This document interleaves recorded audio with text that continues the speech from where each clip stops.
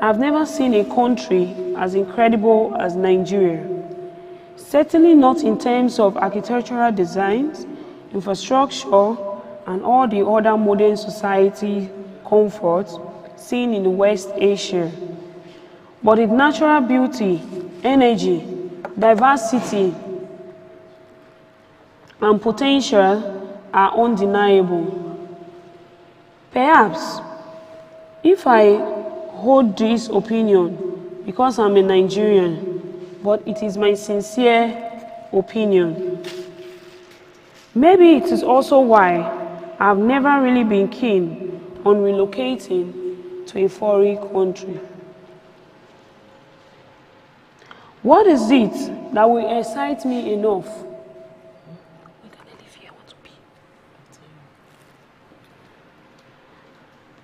To make me relocate to another country? Good road, facilities, skyscrapers.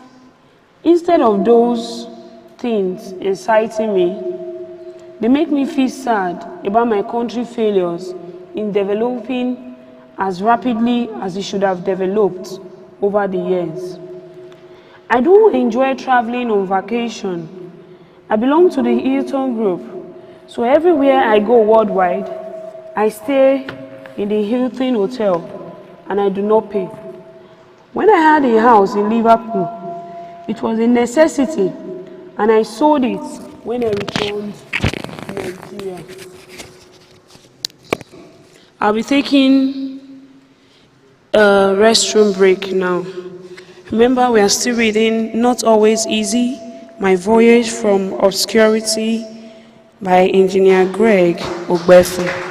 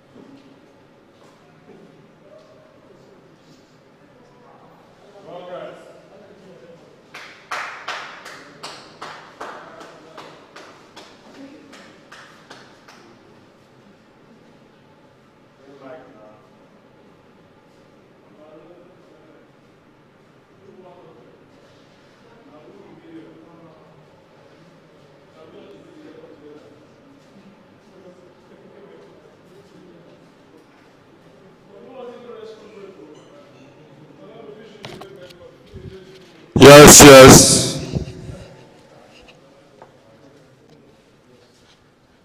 From wherever you are watching across the globe, celebrities, actors, comedians from all over the world, we are asking you to connect live, join us live from all our social media handles on Facebook, and Riemen, on YouTube, and Riemen TV, on Instagram, and Riemen, as well as Twitter.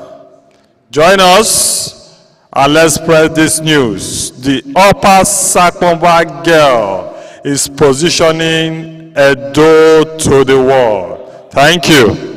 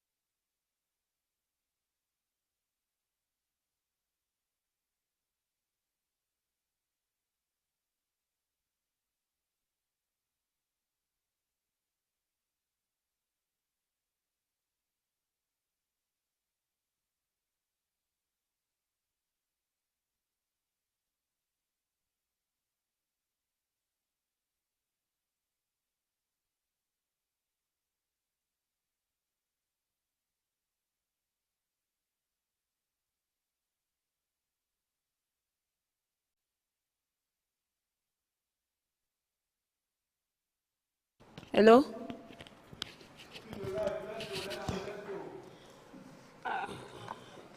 Count down, you giving me. 5, 4, 3, 2, and your life. Action!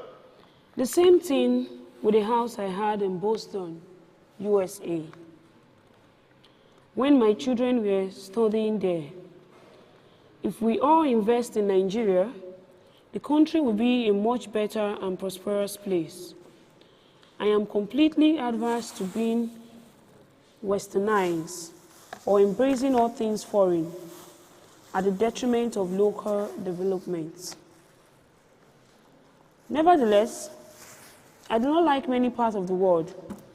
Perhaps Dubai and Sri Lanka. In 2018, I took my life to Sri Lanka, where we spent 3 weeks.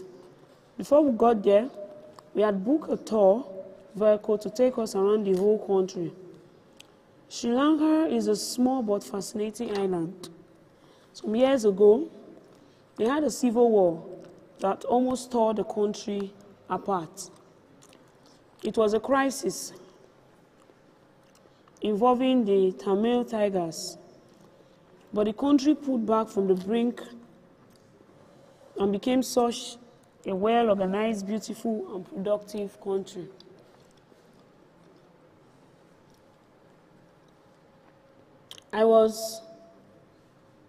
As tourists, we saw everything. Went to the elephant village and rode on elephants. The roads were perfectly tarred everywhere we went, even in the villages up the hills and down the valleys. I was blown away. Not only were the roads tarred, but they also had excellent drainages. Because of the road quality, the popular means of traveling around Sri Lanka is tuk-tuk, a tricycle, which we call keke napep in Nigeria. You could travel awfully long distance on tuk-tuk. Another thing that caught my attention in Sri Lanka was their shipyard. It was amazing seeing such a little island with a shipbuilding yard. I visited the place to see if I could develop a business relationship because of my shipbuilding project in Nigeria. I was impressed by their intelligence and professionalism. The World Trade Center in Colombo, the capital of Sri Lanka, is a sight to behold. We stayed at the Riemen right next to the World Trade Center. As usual, the sight and sound of Sri Lanka made me miserable about Nigeria. I wondered what has gone wrong with us. I wondered why we seem unable to maximize our potential, why we always had excuses for being so mediocre. In development, and we sadly go about parading ourselves as the giants of Africa.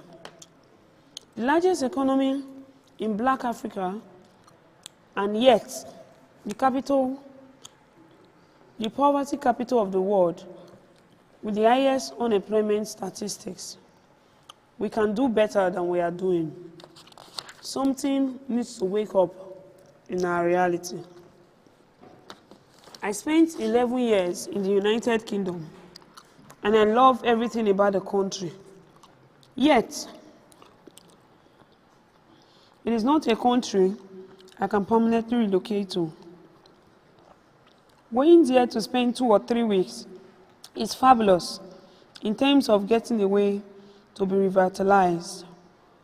But I will not move there permanently. When Nigeria has its many problems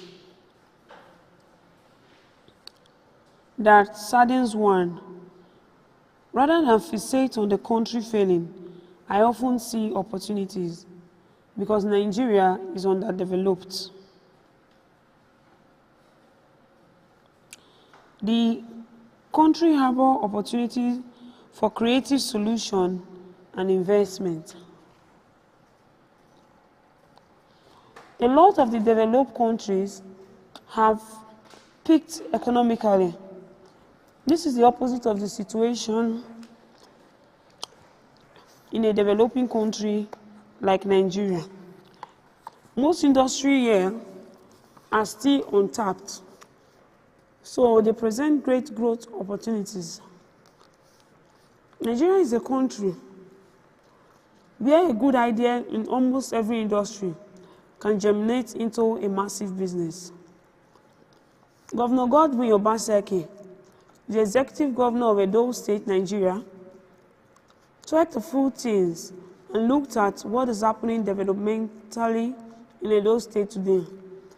I was excited when I read about the World Bank interest in providing $75 million to Edo State government to support its education reform initiative.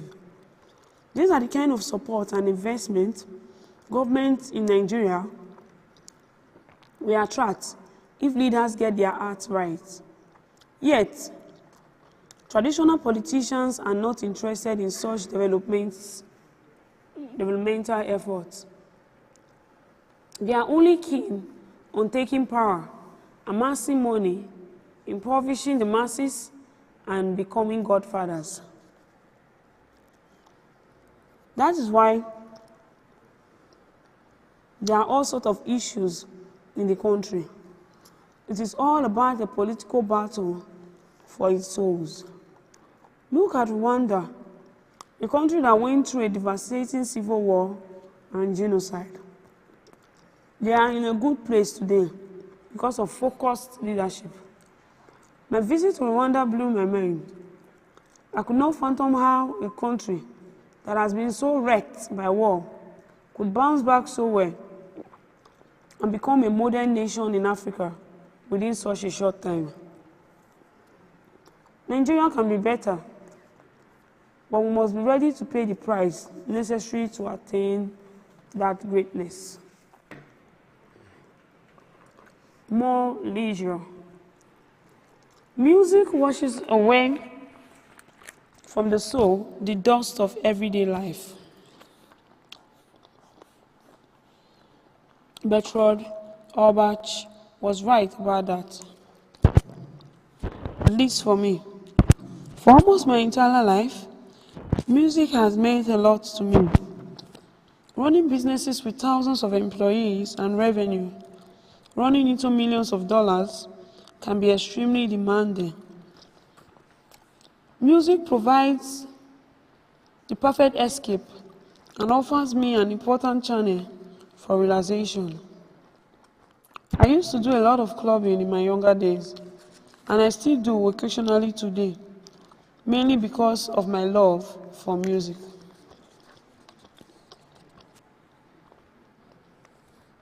As I hinted earlier, I like to think of myself as a good dancer.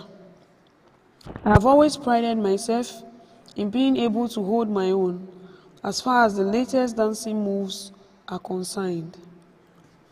I recently learned the trending Shoki dance, and I've been trying to learn the Malian dance step. The Shoki and the Malian dance step are the raves of the moment among young people in Nigeria. Maybe you can say I am young at heart. Naturally, I try to keep up with music trends, and so my tastes do not correlate with those of my contemporaries. I do not relax with the music of oldies like Jim Reeves, Duke Wellington, and regular jazz. When I play music in my car, it booms loudly, and what relaxes me are the fast beats like funky jazz, not the slow-paced song that make you feel like the world is about coming to an end. Then, of course, I love praise and worship, and I have a lot of gospel track. On the Nigerian music scene, My love for Chief Commander, now Evangelist Ebenezer Obey, is incontestable. When I was leaving for England in 1972, Evangelist Obey audio cassette that my parents gave me as a parting gift came to the rescue whenever I was feeling homesick. Once I played any of those Evangelist Obey cassettes, my mood would brighten, my heart feel lighter, and I would generally feel better. I found solace in those cassettes and carried them everywhere I went. Kete Kete, the donkey, is my favorite in a song. I did not and still do not understand more than 5% of the lyrics, but I love the rhythm. I like Obey's voice and his whole attitude to music. He remains my number one till tomorrow. At my 50th birthday celebration in 2001 in Port Harcourt, I got Ebenezer Obey to perform live. My friend and pastor, Tunde Bakare of Later Rain Assembly, Lagos, was also in attendance. So was Ambibola Johnson, a good friend of mine of blessed memory. The two, who are well acquainted with each other, spent a lot of time together, talking, and the three of us are fans of Obey. Ebenezer Obey, with his entire band, spent 2 nights at our house as our house guest in our Port Harcourt home, and it was an awesome time for me. So, like Oliver Twist, on my 60th birthday in 2001, I brought Ebenezer Obey and his band to Port Harcourt again to perform, but he had slowed down as age was telling on him by the day. The other Nigerian music that gets me going is King Sunny Ade, whose dancing steps are out of the world. I also appreciate the music of the legendary Afrobeat maestro Fela and Nikolakbo Kuti. I have almost all his works. Burna Boy and Flavor are 2 of the new generational Nigerian singers I admire. And of course, there are also few gospel artists whose music I enjoy. Many people find relaxing in watching movies, but not me. Movies put me to sleep, so I do not watch them much. Several times, my wife and children has taken me to the cinema, only to find me snoring just about 5 minutes into the movie. Once in a while though, if the movie is action-packed and interesting, I watch to the end.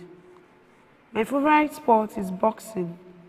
I do not like being in the ring, obviously, but I like watching it from the comfort of my room.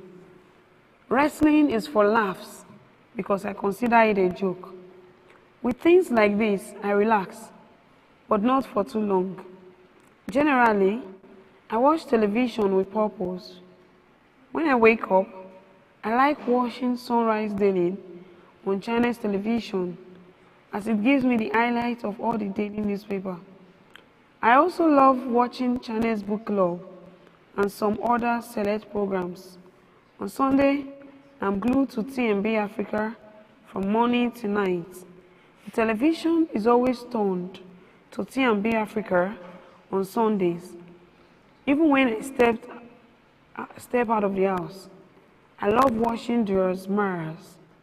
But I have to admit that work is often not laborious for me.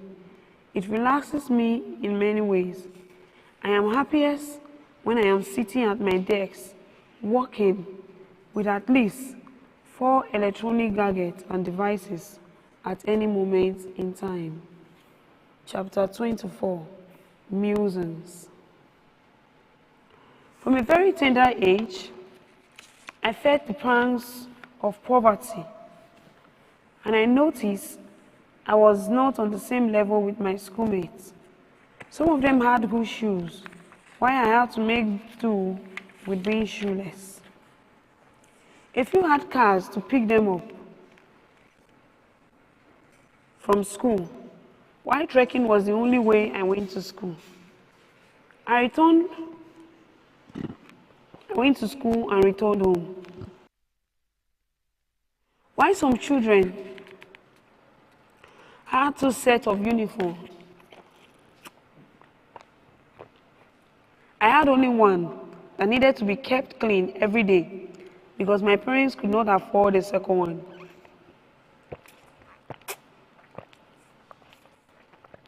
The poverty was glaring and the lack was palpable, but I was determined to take myself out of it. I did not know how I would yet.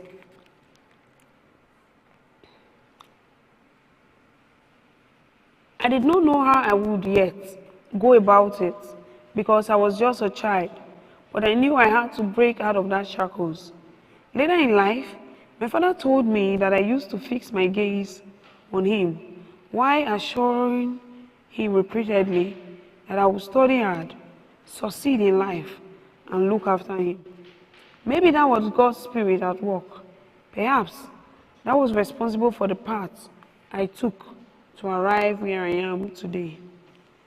Remarkably, though I took cognizance of the economic disparities, I never for once felt inferior to my mates. I was not psychologically affected as a child by the evidence of poverty around me because I was aggressively studying to make a difference. I was always among the best in class, and that drew my classmates close to me. I used to teach some of them arithmetic and other subjects, so I had no sense of inferiority. I felt equal, if not superior. Gradually, they began to include me in their budgets. Whenever they went to buy something to eat or anything fanciful, they bought mine.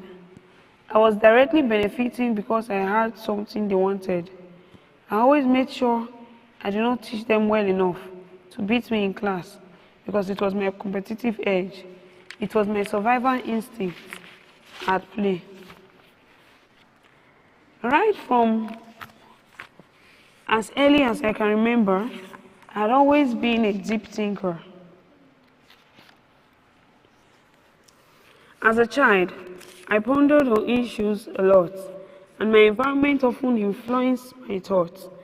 I noticed my schoolmates who wore better clothes, spoke finer English, and talked endlessly about their loving homes, and compared them with my parents, who were not so rich. My father was a confident and contented person, and I noticed that. And I also saw that he wished to do more for his family. On her part, my mother engaged in different kinds of petty trading in order to make ends meet. Unfortunately, it was a rigged rat race, and the end just never met. The economic situation in our family pained my heart so dearly that, the young as I was, it became my dream to grow up and find a way to support the family out of lowly status. I took notice of my parents' struggle, and somehow I was convinced that education was the way out. In class, I listened attentively whenever the subject the teacher was teaching us, and I took my studies seriously. I did wanted to escape poverty and make my parents proud. It was one reason I did excellently in school, and I used to look forward to prize-giving days when I would receive prizes and make my parents proud. This fired me on because it brought them joy. Young as I was, I already had a dream to grow up and find a way to support the family out of lonely status.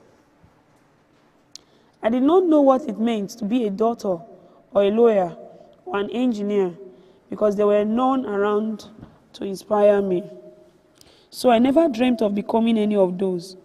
But I knew that education could get me out of poverty. My father, a guiding light. My father and I were very close.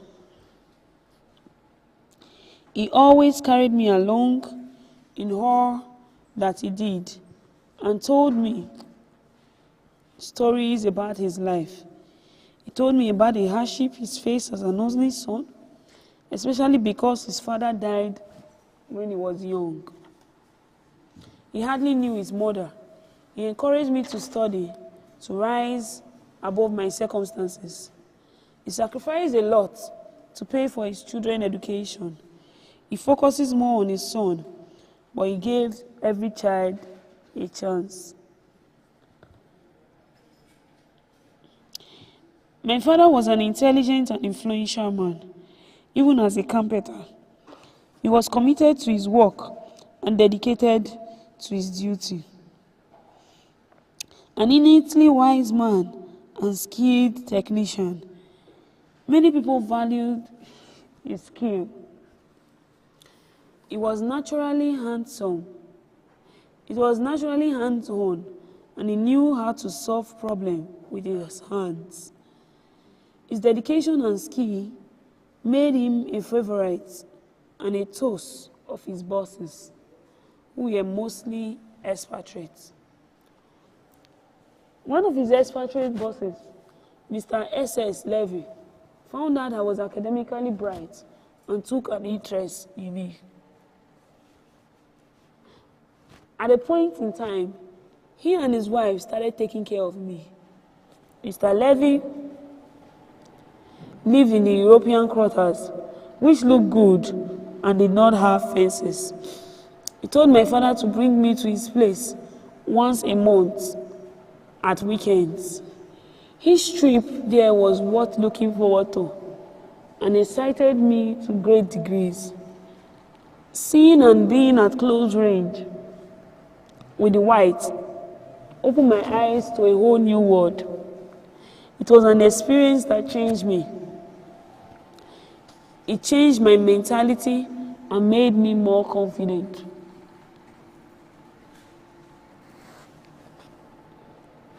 Before then, I only saw white men from afar. But once I started going to the European quarters, my perception of life changed.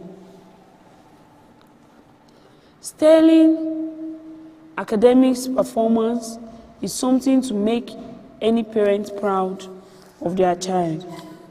My father, no less.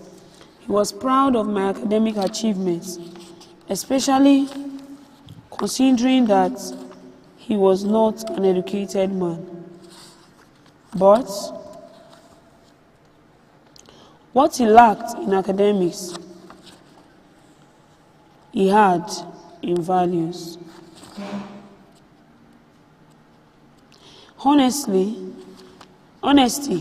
integrity, and hard work were values inculcated in US. Plus, he had a great sense of humor. Having an academically brilliant son, which he was so proud of, made my father even more accessible to the white man who needed his services. So his technical skills opened up for him alone, did not open up for him alone, but for me as well. Gradually, my father was able to improve his economic status through saving from payment received from his service. bought a motorcycle, and later a car. This took things to the next level. Contented and preferring to do without than to use improper means to get anything. My father frequently counseled us to fit into our lifestyle.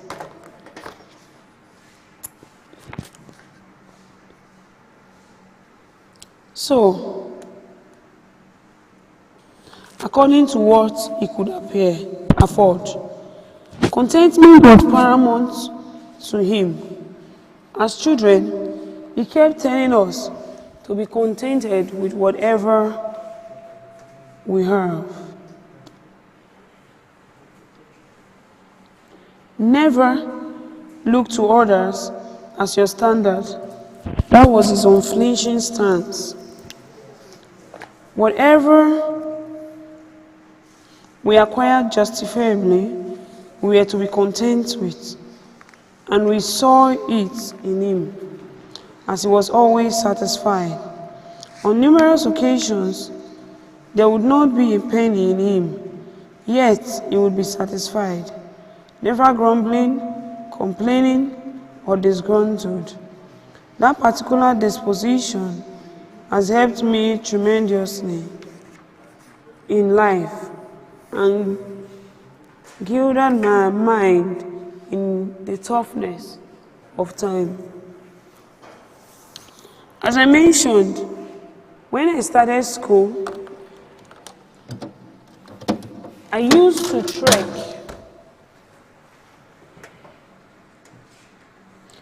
on bare feet. It was my father's belief, and he insisted on it, that the experience would help to learn about life. He understood how tough situations shape life. Honesty, they say, is the best policy. I can confidently say my father held that policy to heart like nothing else. My father taught us never to lie. No matter the consequences, he would say, always speak the truth. He used to say that there was any action we had to lie to cover up for carrying out, it was best we stay clear of such an action. He taught me the value of a good name. I watched him as he prudently avoided anything that could tarnish his name. And he kept telling us that a good name is critical, a good name is golden and irreplaceable. As far as my father was concerned, your name is the biggest legacy you will leave behind. And it will definitely train you. Never was he tired of drumming the crucial need for integrity, honor, contentment, and truth into our ears. If we imbibe these qualities, he assured us a good name was given. Many times, we expected him to do certain things that could make our life more comfortable, but he would just not do it if it had the slightest potential to bring disrespect to the family. Riches are fleeting, and wealth can perish through a generation that is undiscerning.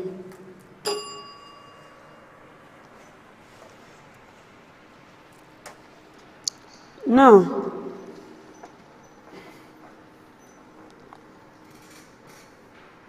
but a good name never fades. My father might not have been rich in monetary terms, but in his rich tapestry of value made him a great man. Aside from the Benin Union President position he held when at Enugu,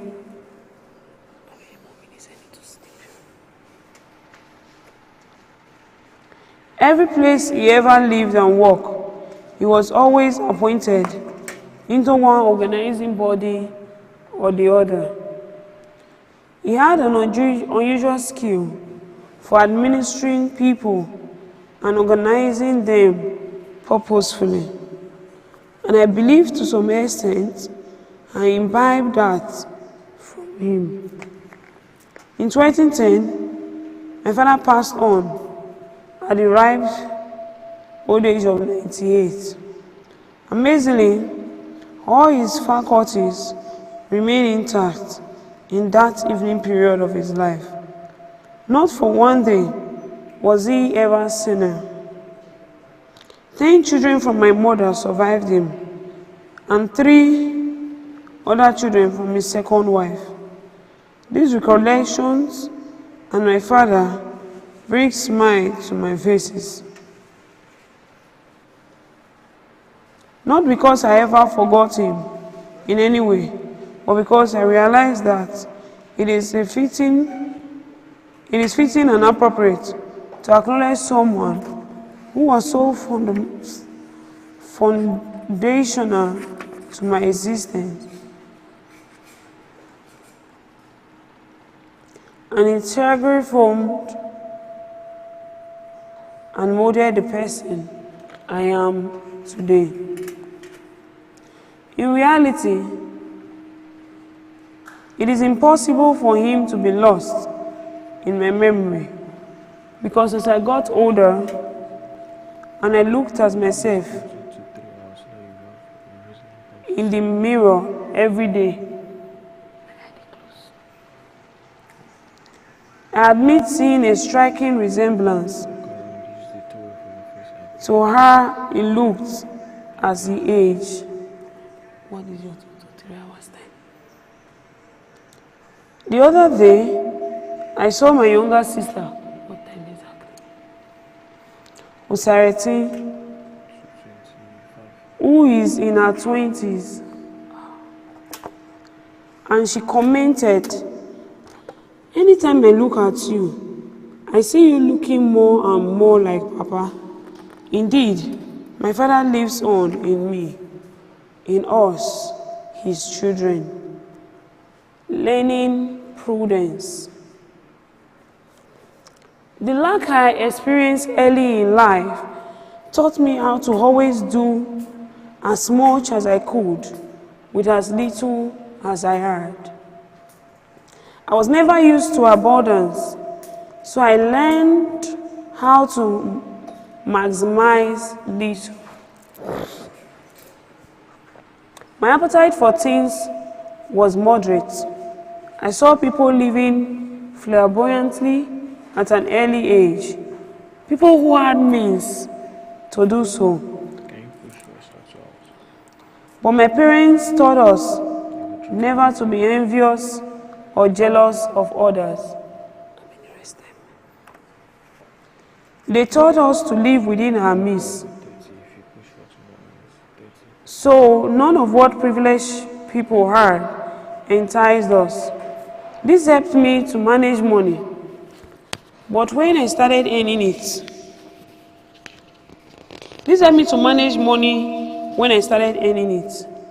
From day one of the share scholarship program and being on a monthly salary, I choose to support my siblings' education.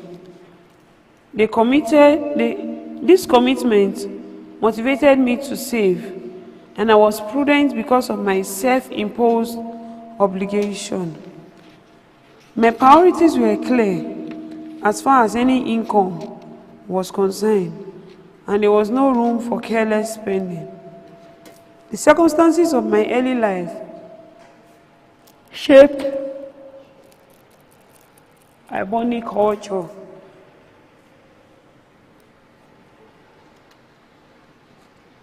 In the case of my house in Liverpool, there were many things I could have used the money I saved for. Whilst at sea, Every port we stopped at had provided enough temptations to spend. There were places to go and many things to splurge money on. Some of my colleagues would go ashore and purchase electronic souvenirs and other goods. They would spend on women for pleasure and spare little doing so.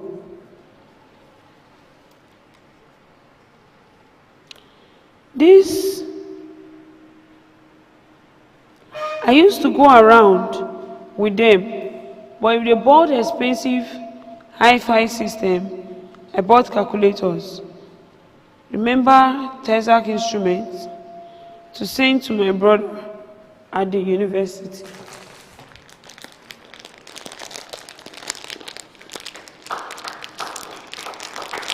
My circumstances dictated the way I expended money. It was interesting to observe that while some of my colleagues had nothing to show for the money they earned, others had properties, bonds, and other assets to show. Some even used their money to start small businesses that later thrived. My prudent lifestyle notwithstanding, I still had my full dose of fun. I was not prudish at all, but I had my head well screwed on my shoulders. Sadly, young people these days hardly have jobs, talk less of them saving. The reality is you can only save if you earn. The Nigerian society has failed our young people immensely, to the extent that most are earning nothing. They live from hand to mouth, begging from who would care to listen to their pitiable stories, and never knowing where the next meal would come from. It was a hazardous situation we have. We have lost our values, which is evident in how our elites take money from Nigeria, go to cities like Dubai, Johannesburg, and New York, and buying houses that nobody lives in, when we could use such funds to establish opportunities that will create jobs. I felt sorry for the young people in Nigeria, but the lessons of my experience are still relevant. At one time or another, opportunities will come, even for our much deprived youth. And when they do, the principle of prudence will be applicable. Nigerian restructuring and orientation. The past 3 to 4 years, or thereabouts, have been a sizable proportion of Nigeria deliberating and agitating for national restructuring, with the belief that by it, people can take their destiny in their hand. If by any means restructuring does happen, one primary fundamental step is for us all, the citizens and leaders alike, to reorder our priorities. There is an urgent need to review our individual as well as national value in an urgent national value and principle. One big question each individual should query himself or herself is, what is it in us that makes us steal and loot recklessly? The truth is, we do not need to convert, steal, and embezzle money and other resources.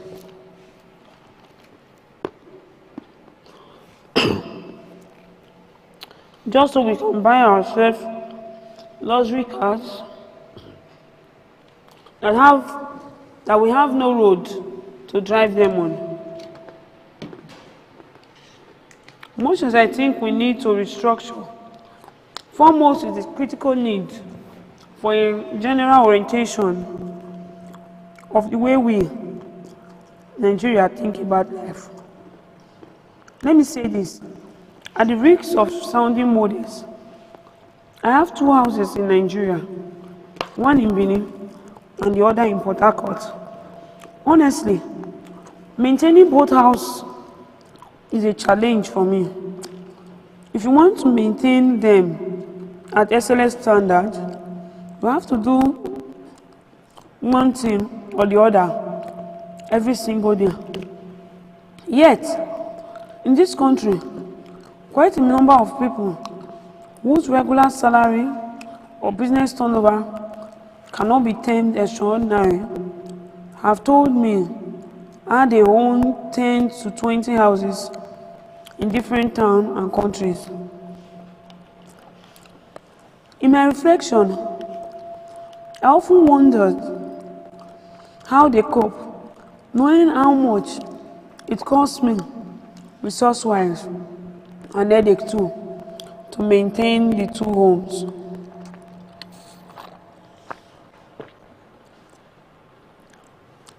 I have here. The other thing is that I know some of these people up close. I am not convinced all those properties were acquired by honest means. It is disturbing then to know these people we have to keep dipping their hand in shady deals to maintain these acquisitions. Nigeria needs to change the orientation of acquiring and stockpiling at all costs, no matter how illegal. We can take a cue from the developed countries. When you get a job, the system allows you to acquire a mortgage to buy a home, which you pay for over the space of 20 to 25 years. You can refinance and move on to buy another home.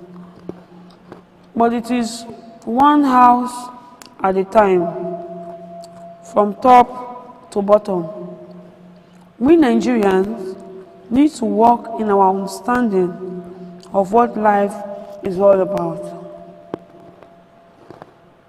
The money I could have put into buying houses I do not need and do not live in will sufficiently help 10 to 1,000 people in our organization. If 10 of my contemporaries employ 1,000 people, that means 10,000 people will be taken off the job market. Stars in the maritime industry. I am grateful to God for giving me a platform, Stars Group, with which I can at least begin to address some of the nagging issues in the Nigerian maritime industry. It is not enough for us to complain about the government and the issues confronting the countries. Anyone that can do something must do what they can. All hands must be on deck.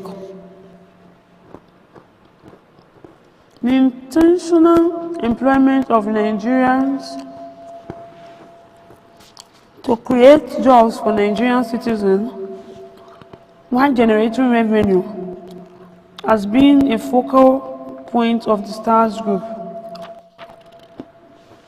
That is why STAR Group is 100% Nigerian. I'm proud to say that the approximately 1,000 staff in STARS Group, including seafarers, are all Nigerian. It's part of my contribution to society.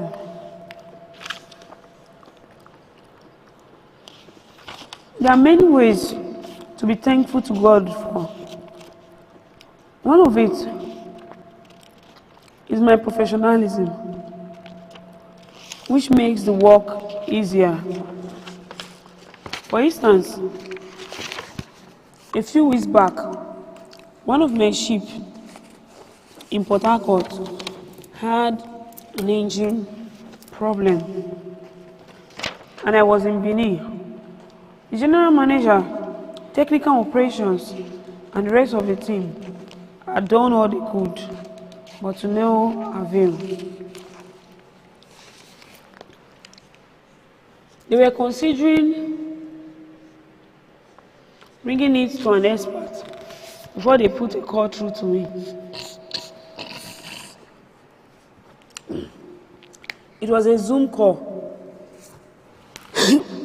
So I asked the technical superintendent and one of the mechanics to go to the vessel. Via the video call, I worked with the team and the problem was solved. Assuming I'm not a professional, would have had to wait for an expert. Not only did we resolve the mechanical fault, but the team also added to their knowledge. Sincerely, it's my desire to see a platform where one can get Nigerians and build them gradually till they can compete in the international space. Youth opportunities in Nigeria. My heart bleeds when I see what is going on in Nigeria these days, and it drives me to invest a lot of time and resources in helping young people find direction and opportunities. This is a passion I have and give expression as much as possible. In my early 30s, as a staff of Oron Inchcape,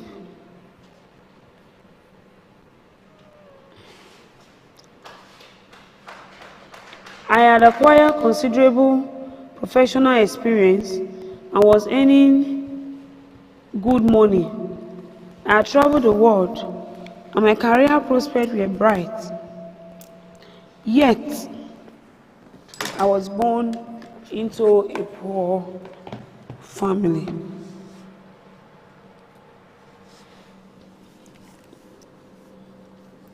With no connections to the high and mighty.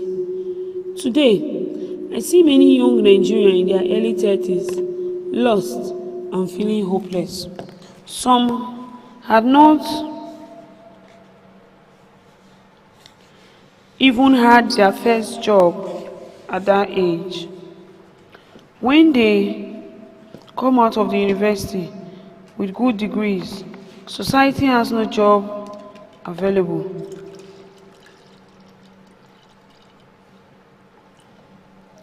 And it gives them a sense of rejection. In my organization, STARS, many people come in from streets to see me and plead for help. It is an occurrence that breaks my heart repeatedly. Out of desperation, some of them would keep trying for weeks to have an audience with me, even after being told there are no job openings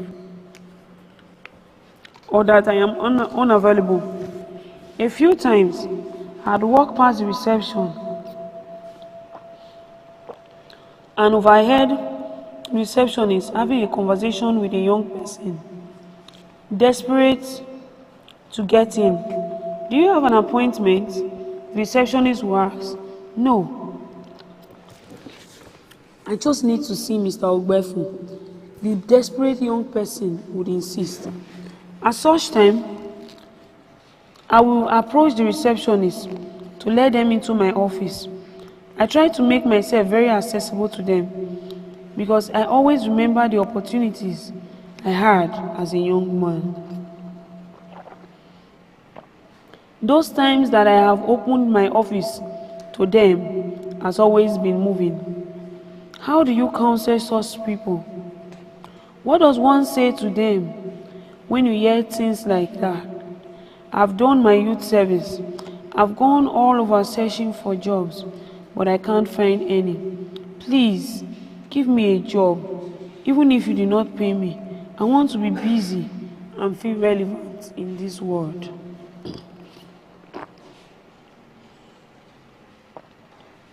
Many a time, I try to imagine what I would have done if things had not been like this during my time. One of the job-seeking young men who was led into my office dropped on his knees begging as soon as I stepped in.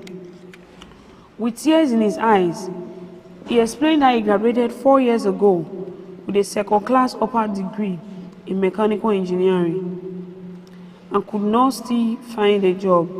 I asked him to stand on his feet, but he refused. He stayed on his knee. You studied mechanical engineering. Okay. I'll send you to one of my shipyards to join the maintenance department, I told him. He was ecstatic. Thank you, sir. Even if you did not pay me, this will give me dignity. God bless you, sir, the man kept saying. After he left my office, I closed the door and wept in sympathy with the numerous young people in the country who daily wake up like this young man with hopelessness and a sense of rejection by the society they were born into. It was not a once-off experience. It is typical, and often I ended up crying with them, heartbroken that my country had failed them. I helped as many as I can by giving them a chance to compete for a job at Stars or directing them to somewhere else where they could find job opportunities. Interestingly, many of the key senior managing staff came into Stars in ways similar to how those young job seekers flock into my office. It is one reason I have a special bond with many of them, and they would rather stay in the company despite invitation with higher pay than go elsewhere. It gives me so much joy to see them doing well today and developing in their career. Nothing beats observing a young person overcome that sense of hopelessness to become happy and fulfilled. It is why I try to always use every opportunity I have to counsel job-seeking youths and offer them hope. I will also say to them, put on your thinking cap and think out of the box. Do things differently. The days of getting a job before you deserve it are gone. Look at your environment, figure out what people need, and find ways of meeting their needs. Look inward and find what God has put in you that somebody out there needs to offer it. I tell them this because it is how I think and is how people can take themselves out of difficult circumstances. Despite enjoying a level of success in my career, I've never stopped thinking and acting this way. At a time in my home in Port Harcourt, when my children were younger, I had horses, a fish pond, stocking up to 6,000 catfish in the compound, a piggery. I was hearing at an average of about 12 to 15 pigs, a snaring snailry, and pigeons. It was like an animal kingdom. All my neighbors had swimming pools they never swam in, but I did not have one. Instead, I used my space to produce all the fish and pigs and snail we consumed in the home, and often more than enough to give to friends and relations who came around. I always thought we could do better and create more opportunities for our young people. When government officials came to visit and they are admiring the animals in my compound, I say to them, I drive around Port Harcourt and I see huge opportunities the government can take advantage of. I see borrowed pits flooded with water being used as refuge dump. Why not turn them into fish pond and tourist attraction? Tidy them up, do shore protection and embankment. Build bush bars around them. Create water circulation in those ponds. Throw fish fingerlings in there and put small fiberglass canoe there. People will go there and have fun with their family fishing from the boat. Turn the environment around and create jobs for the people. Every time I drive between Port Harcourt and Benin, I see flooded lands that the Chinese will convert into miles and miles of fish production pond. My friend always listens, but sadly, things have not changed much. In my home in Benin today, this attitude is still at play. We have vegetables and poultry, and I created a pond to breed duck. I started with 2, but we now have 34. Duck produce a lot like pigs. They can produce up to 12 at a time. I give them away a lot. I saw an environment with potential, and I used it as an illustration. I say to them, look at my home. I don't want to buy chicken and plantain or fish. I produce them. Why don't you go and look for somewhere in your village to cultivate? Why don't you look for something around you to cultivate and commercialize?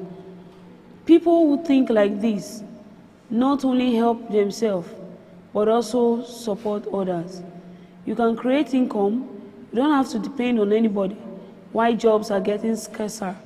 Young people can exploit opportunities in the environment.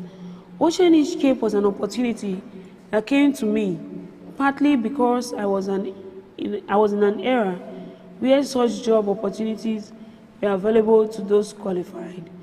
But I also believe that Ocean Escape was an opportunity that came due to certain preparations I had cautiously and unconsciously made. I'll be going for a short break with my rest time.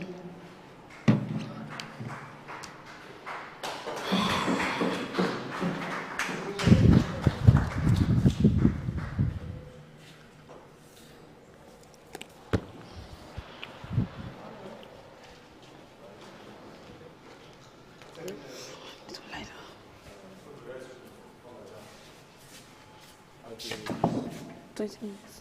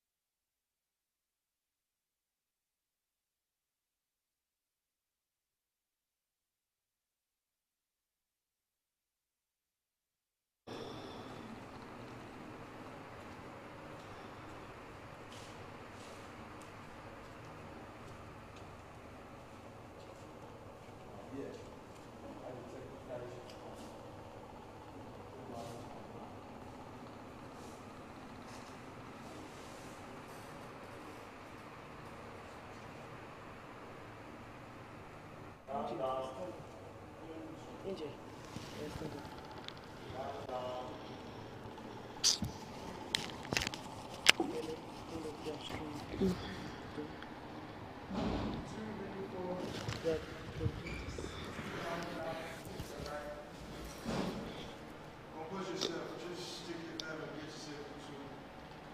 Whether you're doing it. She's a superstar. She's a great woman. Remember how Pastor compared to the world about the promise he made to us. Very, very important. Remember the promise he made to all of us. It's achievable. Go for it. Remember the Calm down. are waiting for you. Calm down. Okay, 3, 2, 1, we're picking up and there you have it. Action. At a young age, I made up my mind to always give my all to whatever I ventured into. I always endeavored to be top in everything. When I was at sea, I studied hard, endeavored to top in everything.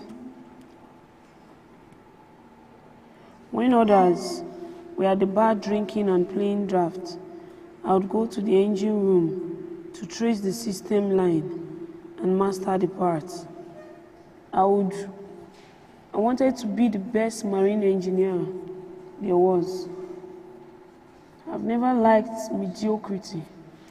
Why settle for second when you can provide first-class service? I always give my best, not just because I expect return, but because it is who I am. I try to build this mindset in my children as I raise them. You have to be the best, and that means committing to self-development and spending more time on your focus than frivol ladies. Acknowledgement. I'm profoundly grateful to the Almighty God, who in His infinite grace made it possible for me to voyage through the earth. I also acknowledge various institutions and establishments that I traverse from my childhood to my present age and status. I'm immensely grateful to my colleague, Escobar 65 to 69, particularly my pa, Dr. Olushola Osho, my personal physician, confident and reliable friend. The support and encouragement which I enjoy from my colleague in STAR's group of companies doing this work cannot go unmentioned. This work would not have been possible without my biographer, Olakunle Kasumu, publisher, Miss Ibiso, Ram Douglas, Mrs. Jane Franklin Osakwe, Mrs. Sophia Uzo, Mr. Atemoria Ehodage, and Mr. Bernard Bassi. They worked tirelessly behind the scene to ensure the success and completion of this work. My thanks go to Professor Adesua Osazua of College of Southern Nevada, Las Vegas, Nevada, USA, who intensely edited, contributed to the structural layout of the book. Dr. Grant Akata and my Ebon Chief Adebayo Sarumi for writing the foreword of this book. My special appreciation goes to all my children, Natasha, Osasu, Yogama, Efosa, Osamede, Osarogwe, Osayamo, Osayame, who always egged me on when it looked like I was giving up on the work. Their words of encouragement I highly appreciated. Finally, I'm indebted to my wife, Victoria Bestie, a jewel of inestimable value, without whom this work would have been impossible. Bestie, as we fondly call each other, would stay up with me through those long hours in my study, editing and reviewing the draft of the book. Those numerous cups of tea and your stories are highly appreciated. Whilst I am highly indebted to all these people for their efforts, I am, however, wholly, solely, and entirely responsible for the content views expressed in this book. God bless you all. Amen. Sorry. Pidgin English quote. Kingsley the Commandier.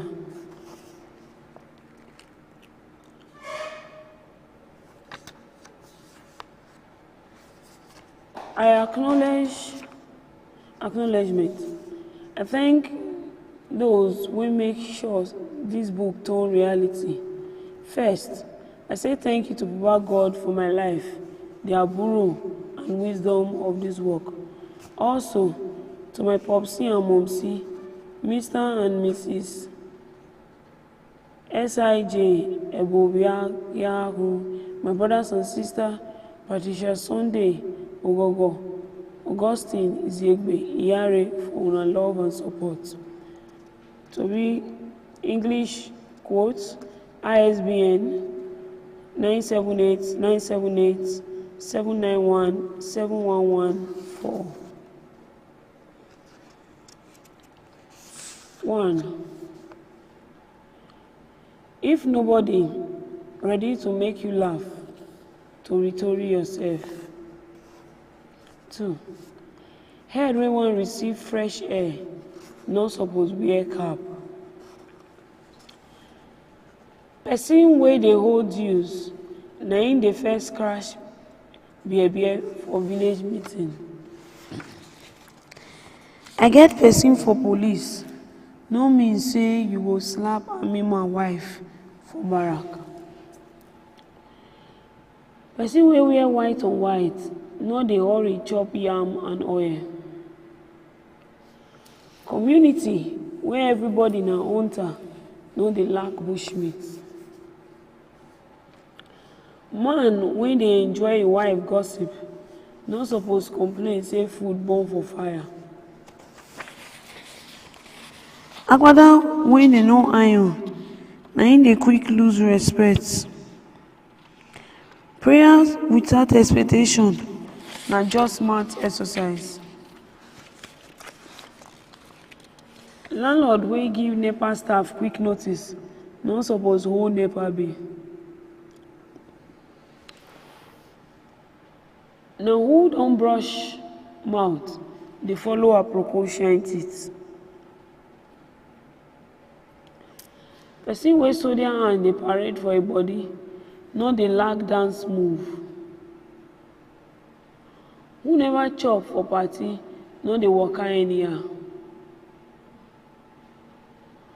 Who no chop for party, na im dey complain say dem look face share food.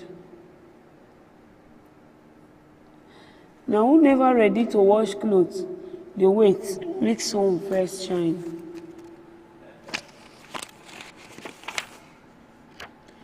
Tailor wey go disappoint you, no dey worry for balance. Sun wey make madman lick ice cream, suppose make you hold umbrella. For every madman eyes, dustbin na supermarket. Na ten ant wey dey try, landlord dey take do friend. Na hunger make rat eat newspaper and textbooks, no be love for education. Shoe wey no be your size go change your footstep.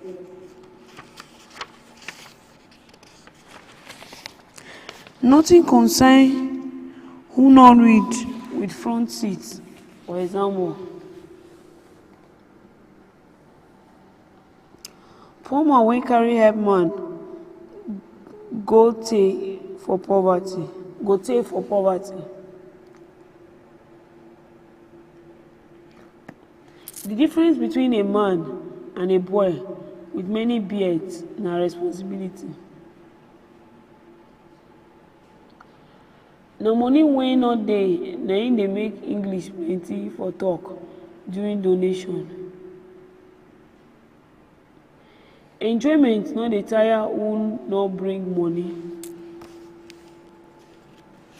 When you give lizard too much at ten tion, e go begin feel like crocodile.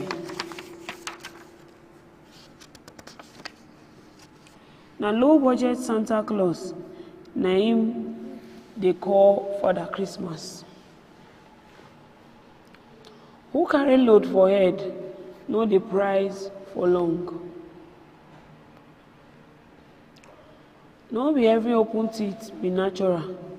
Some dey occur when aproko find trouble, find slap trouble. Who dey fear nail no dey do carpenter work. Agberu wey dey use English load bus for Ring Road still dey find admission. Who no sabi give change no dey sell for highway.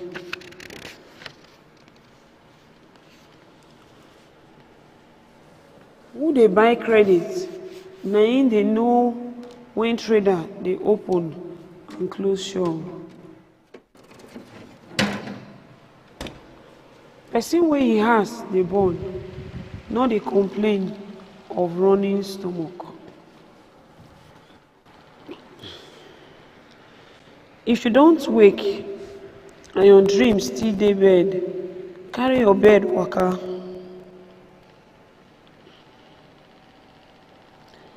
Lion wey chop pig come dey look for toothpaste, never ready for hunting.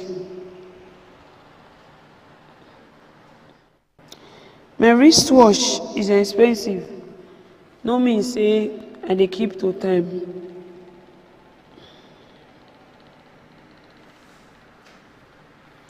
Man wey no wan let buka rest suppose know say na im wife hand e dey fall. Ten ant wey scatter landlord family meeting because e wan show himself suppose dey look for house somewhere. Who borrow money from enemy hand no dey pay finish. Proverb wey no make sense when your belle full fit make sense when you dey hungry. Dem no dey use empty belle judge land case.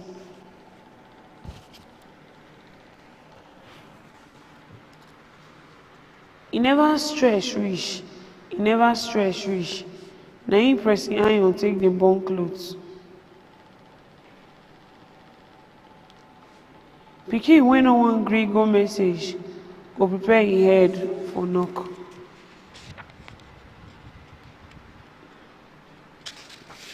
He is not my kind of man, I cannot date him. Na im Rita take use tears share calendar for Kule wedding. Tell landlord say I no dey house, na there charity begins at home. Take get K-leg. Dirty go always get issue for compound wey broom na the gate man.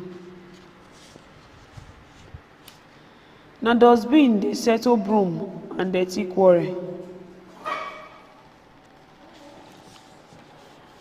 Our prayer be say the mouth wey go taste our soup make the tongue clean. Na who never see hunger dey call kwashiorkor pregnancy. Who no get money but sew pocket for a trouser na man of faith.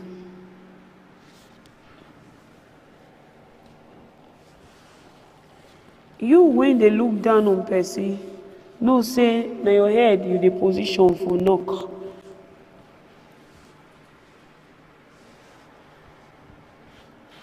If say when you lie, you go lose your teeth, by now some politicians for dey use feeding bottle.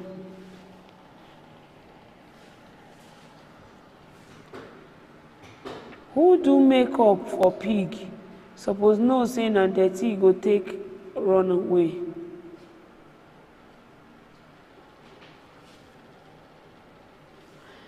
Man when dey show im wife love no dey hard to know. E dey show for a plate of soup.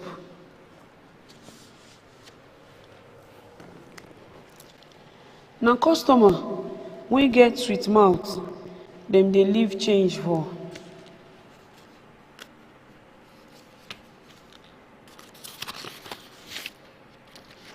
No be everybody wey tell you go ahead ready to follow you. No waste time, call am patience. If na only fool dey praise you, you check yourself whether na you dey represent them.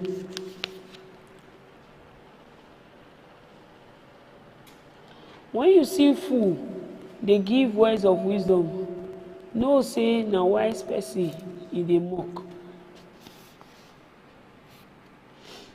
Many girls wan marry, but the only fruit wey dem chop na mango.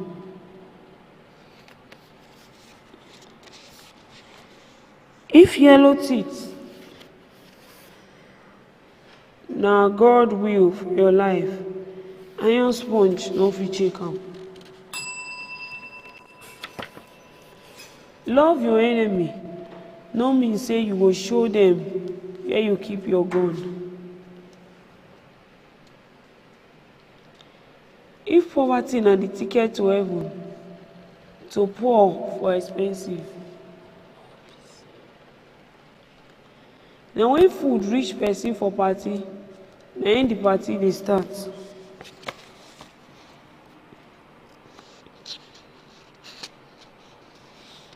Person wey dey stay with the thief when e thing loss, e no dey hurry go market square to swear.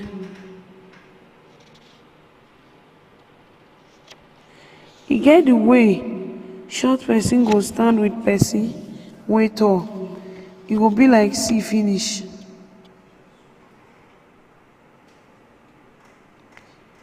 When God lifts you, even blind man go notice am.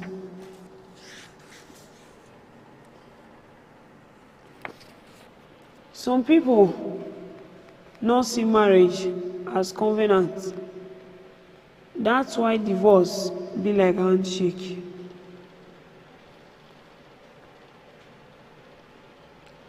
When you allow bitterness to stay your heart for too long, unforgiveness will turn your landlord.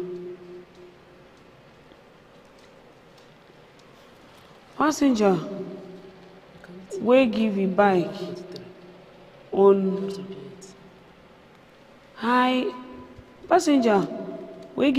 man on high speed hot slap because of rough driving suppose know say na accident wan cause.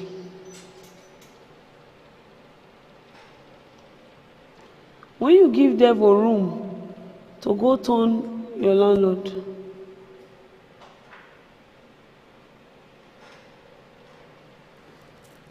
person wey like sleeping suppose know say na the bed e dey help fulfill dream.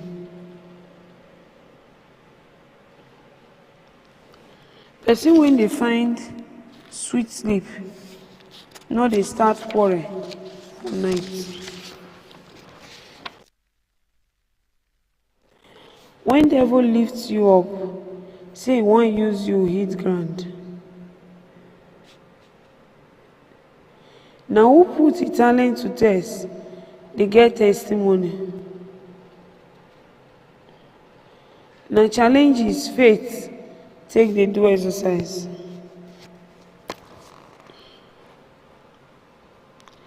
Person wey dey use firewood fry akara no suppose fear smoke. Who hunger beat for night no dey fear to chop for dream.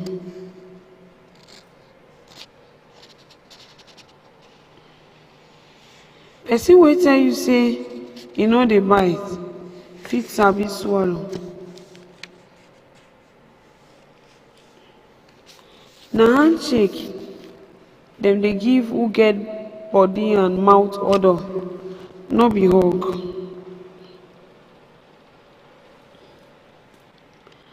Na truth dey slim fit agbada wey dem sew with lie.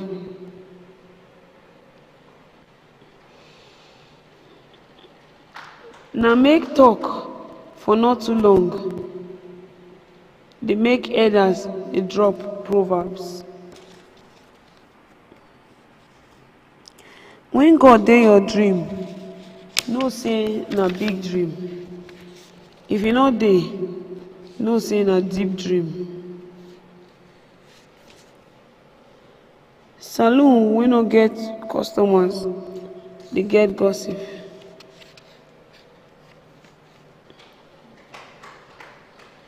Who get gbese to pay dey quick break for eyes. Head wey carry prophecy no suppose use prayer take play. If you wan know who know book for class, ask those wey dey do expo. Who take you as an enemy no fit employ you as cook.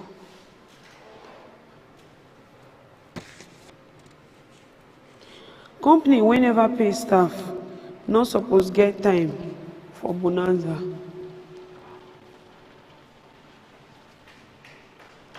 Some people see quarrel as exercise. Dem wan just keep fit. Person wey no dey use e brain no suppose complain of headache.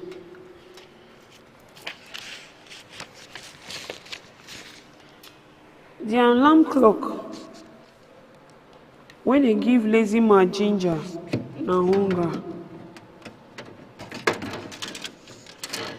When poor man visit you, show am love. No use am rub ground.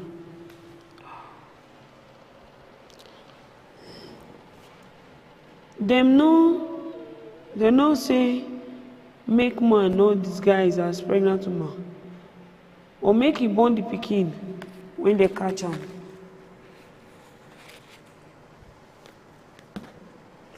Not expert God to shoot your catapult when e don give you stone.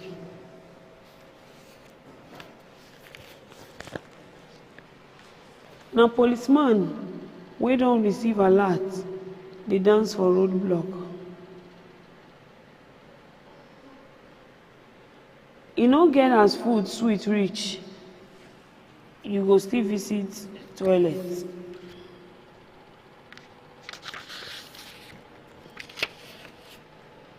Make I wear am take snap sef, na im borrow post take dey start.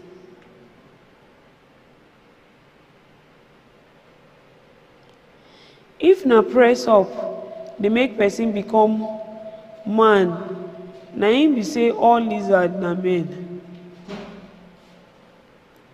If you wan make heaven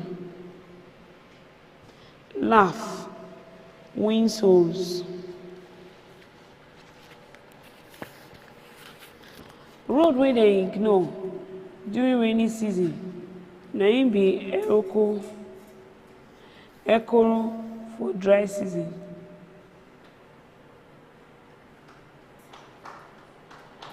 Na love dey quench hunger, no be firefighters. Person wey you love in house no dey far.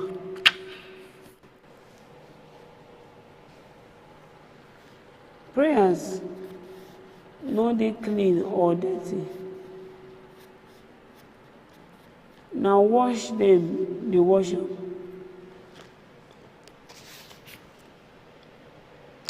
Who dey show love for area no dey look for who dey send the message. No be everybody wey no clap for you win.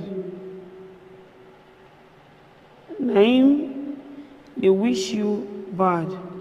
Some na hand dey pain dem.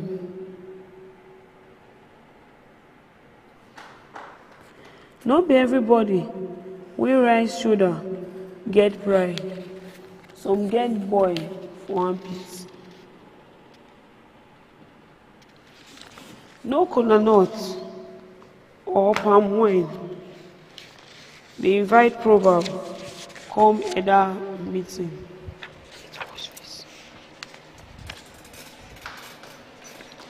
If everybody believe your dream, you fit no wake up.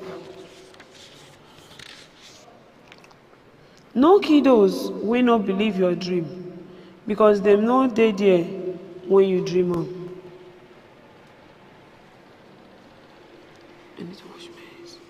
Story wey dem never mention tortoise name, that story get part 2. Monkey no fine, but im mama like am.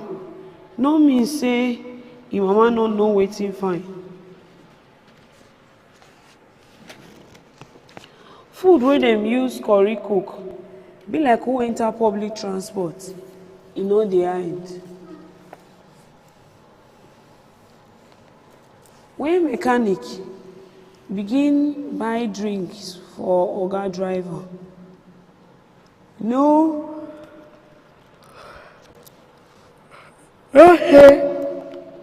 driver oga don turn workshop. Pikin wey wash im hand well na him dey follow elders chop. The one way to wash im hand na the package, na him dey pack the plates. Person wey get plenty Judas no fit lack kisses. Person wey dey eat kola nut because of wisdom go end up with brown teeth. If dry bones no wan gree rise, boil dem.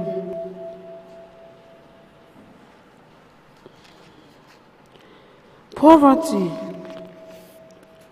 no dey speak in tongues. That's why when you yarn everybody, they understand.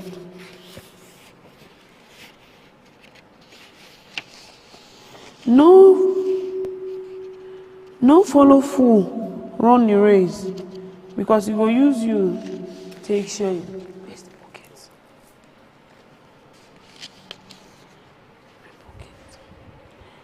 Be your brother's keeper even when you don't know the goalpost.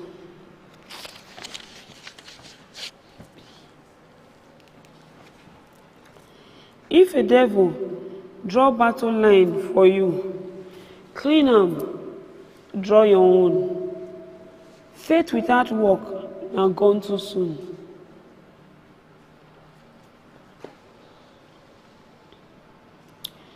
Na kiosk wey don see strong thing dey use charcoal write, no credit today and don't come tomorrow. Person wey use anger and hunger eye come draw money no dey play blues.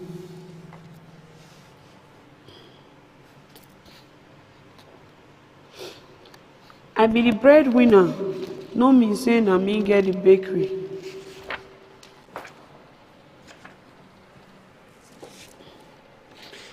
Goat wey give lion ear unto say e wan hear lion secret, na inside goat belle e go hear the full gist.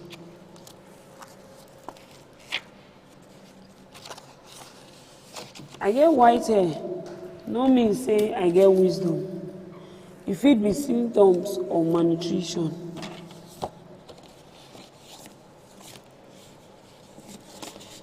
Food no sweet.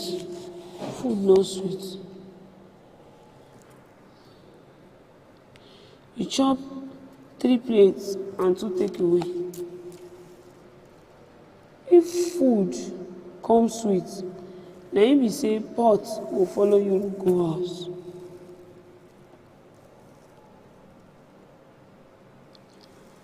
When God dey show you love, others fit see am as cheating.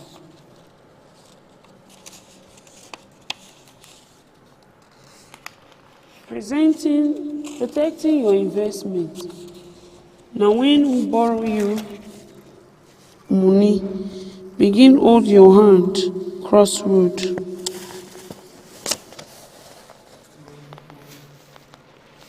Watch night wey tell your oga say every night e dey dream for a duty post. Suppose know say na sack letter e dey write. Life not just be bed of roses, na also bed of people.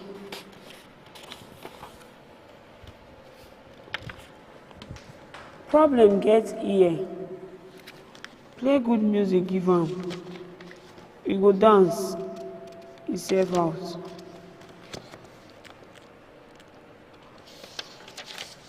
When your ministry refuse to move, push start.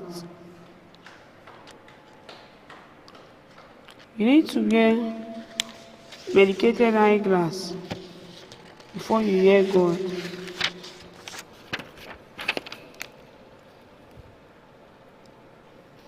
Wetin you need na holiness.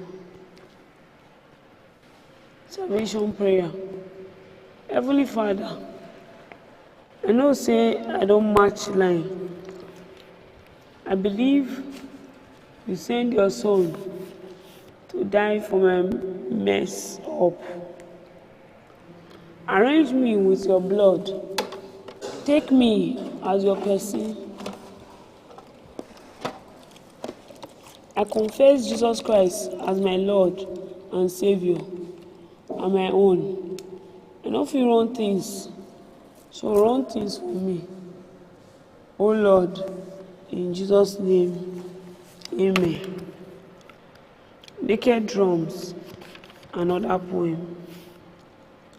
ISBN 978 978 992 0488.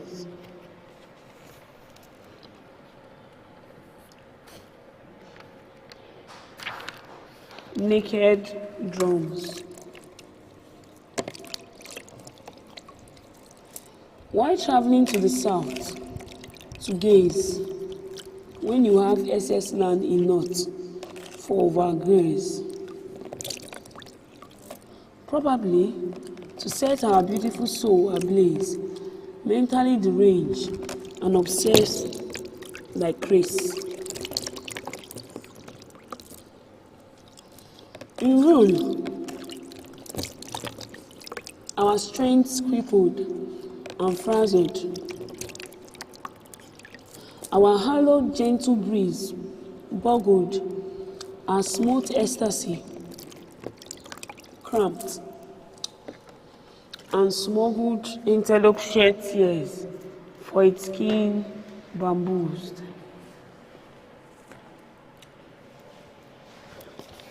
The discordant sound of drum is bare. Its clothes, lyrics fade away in bizarre.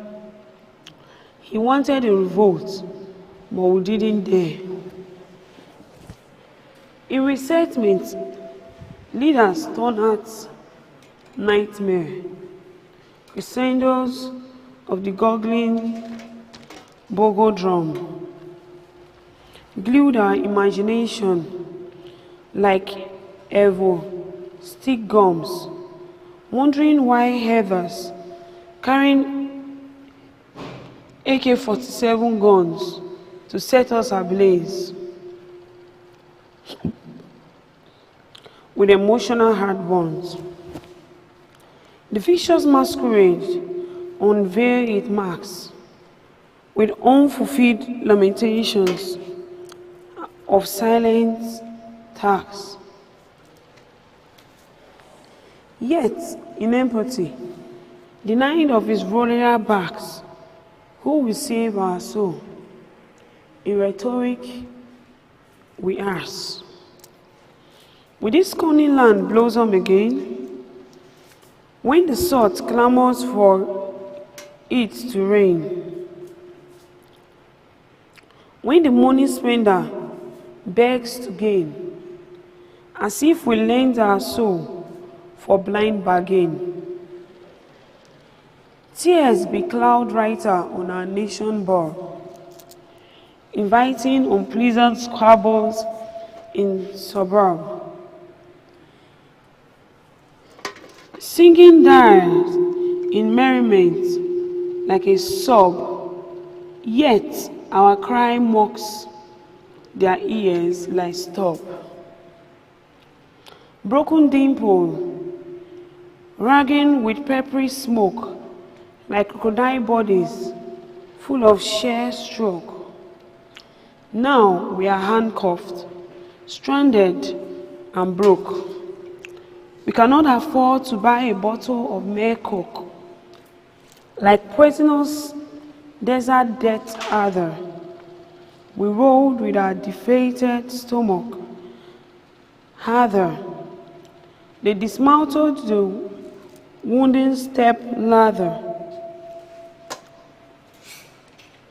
and asked why we didn't get to the top banner. Hungry masquerade that cannot dance.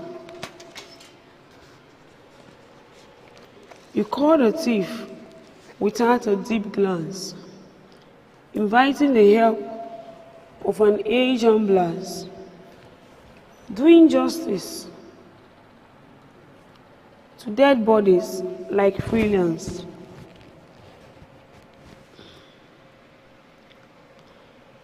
Then, what will you call uncircumcised politicians and nefarious, uncivilized civilians who deflowered our fatherland like Arabians, gang rape our sisters in the sea Mediterranean?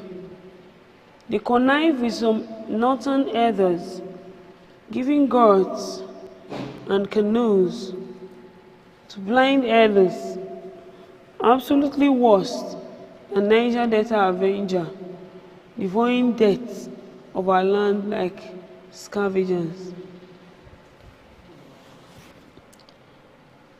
Drum beats dazzled their barefooted dancers, with their heavy hearts like bouncers. Huge horror printed in our emotional river, as if we bought in credit corona fever. Headers destroy crops in our cherished acres with unrelenting killings and massacre. Communal head lobbied, groveling with the cur with their old devilish mind like cyber hacker. Towing and spoiling of childless yam. Ugly, passion frozen to our honest harm, like a prisoner waiting for tasteless yam.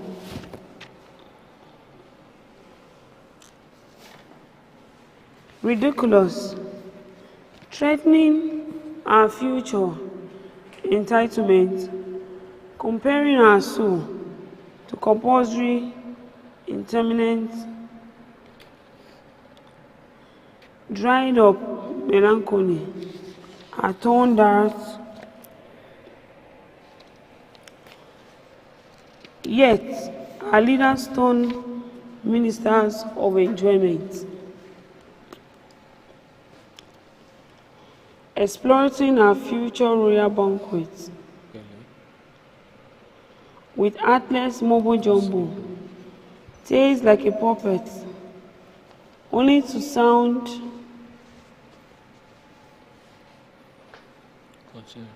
whose rhythm annoys our penury pets.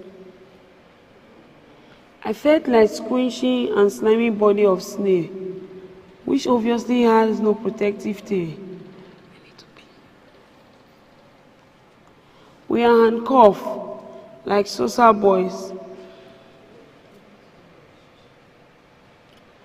body in jail, whose vindication was denied without a bail.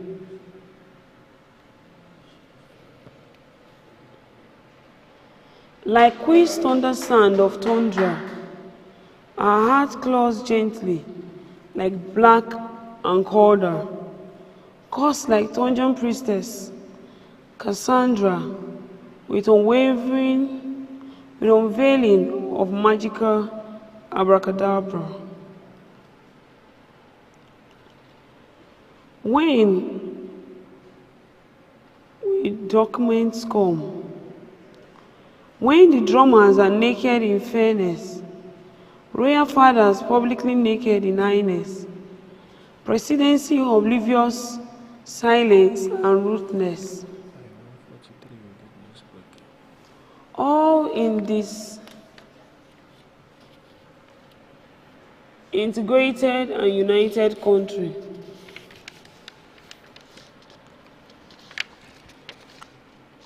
Where only the rich are ahead of lottery, where aged, expired, and retired stakeholders are the only variable and leading shareholders.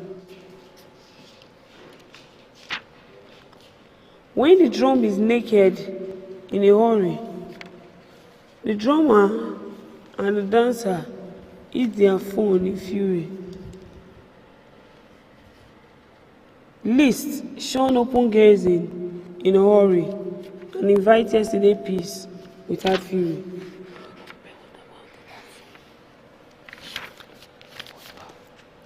Mama Africa. When I was a child, she would sit by my side. When I cry with her, her mind will fly around. She's flexible and resilient, capable and lenient. She's absolutely bold with her pure heart. She bottles her heavy heart all day, singing optimistic song of a better day.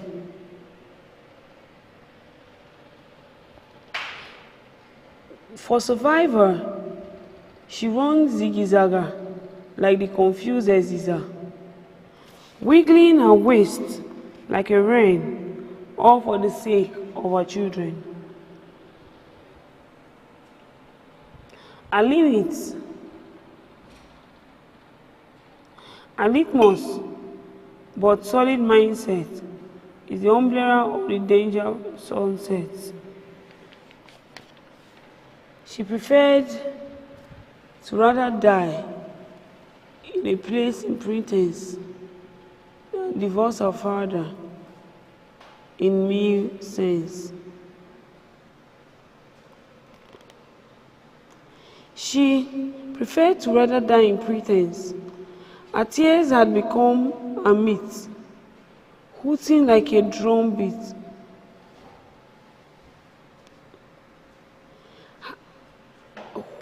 Her hand glued to her breast in prayers, directing her offspring like key players.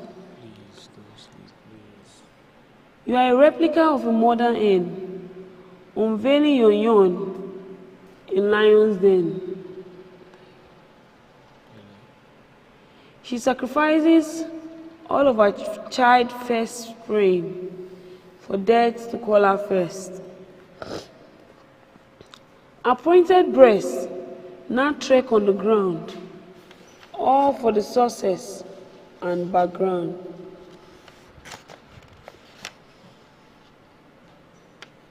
Her beauty had traveled beyond all for the exciting child bond. Tears masked and clouded your feeling all day in protection of your offspring.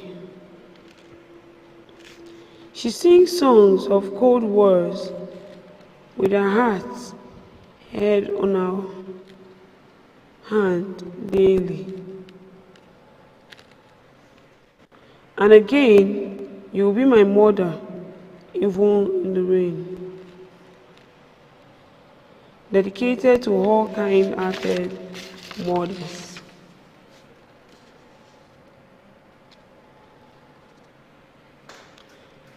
Land of blurring pictures. Higgledy, piggledy, ulabaloo. Higgledy, piggledy, ulabaloo. Everything in a state of pitiable abysmal. All in the land of my birth, where blurring pictures, clips, and cloaks our memories. Land of blurring pictures, everything in a stage of ozigizaga. Here masquerades unfold his marks and struggles to smooth and struggles the pot of a stranger, all for the support mathematics. Like play, yesterday had died natural death. Buried by today in recession. Who then will bury tomorrow? For the voice of the speaker is gone. In our country, everything is bizarre.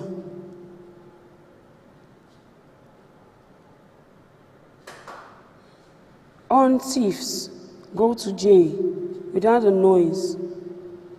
Elephant thieves get award like notorious Evans being celebrated. Impunity. But freedom of speech is not guaranteed. They will boggle you in your burglary. In their country, chicken lap is for the bugoses and the bone.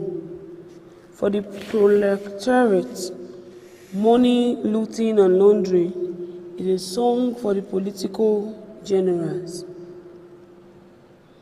For those who clamor for disintegration, I will not support you. Will those attitudes fade away overnight? Will the porous attitude be raptured?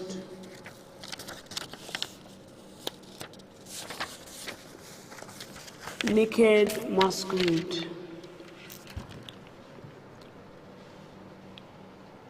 His words of filthy marbles will purge your squeezed flesh like a leaf trembling in the rain. not easy to revoke like the broken egg. Slowly, the preacher paused. The volume of the microphone mutes. Building empty fabric of the seat in the fragile heart of religious migrants. Crucifying the carriages, crucifying the masquerades with fading and blurring memories. Congregations stood with their ears heard, with trees of the heads dancing. A masquerade that cannot dance to the rhythm of meek drum you call a thief.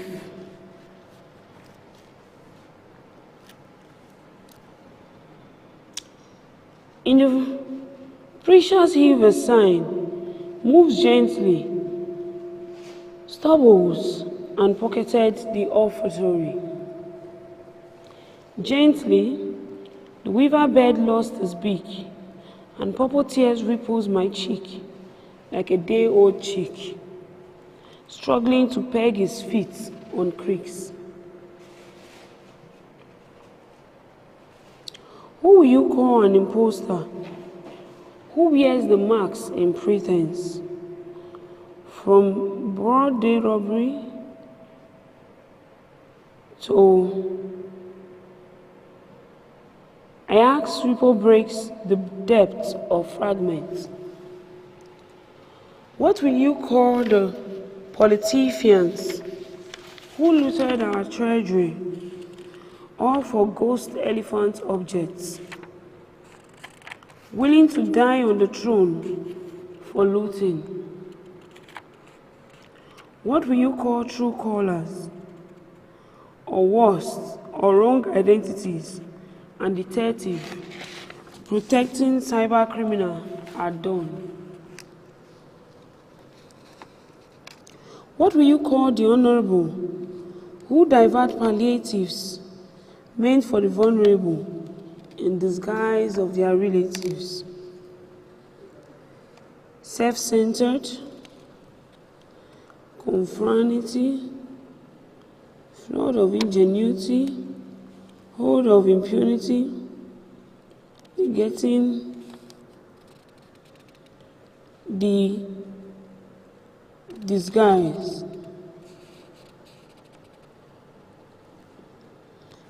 Self-centered conformity, neglecting the nitty-gritty, disputing a frustrated bricklayer, laying bricks in wrong side, like the home goal of a confused player, all in the name of morning prayers. The face of the ugly preacher, the face of the ugly preacher, furiously blurred in shame, nostalgia feeling plastered our eyes with uncontrollable fire burning our eyes. Solid rain. Preach well, Mr. Preacher. The rain will not close its yawn. The wind, liquid will not close its yawn. The liquid sun and lofty fire would lose its hotness to ruin. The whistle no longer obey referee. The edge of the earth is broken, retired, voice damaged, voice disappear as once. The eyes of a sinner, heavy in its roots. Our Maker will sit on the soft but rocky throne, delivering judgment.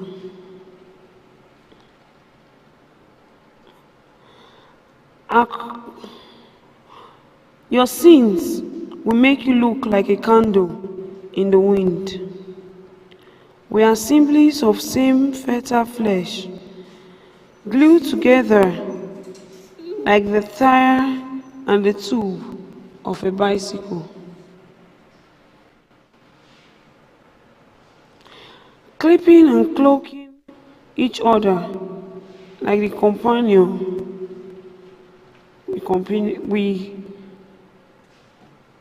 of an onions. But sin now stand as a spoke, which is the middleman between the orb and the bicycle and the wheel of a bicycle. Beautiful but ugly sin make us look like the moon and star, which are soul sisters, but never see each other. Soon, the mystic wind will blow.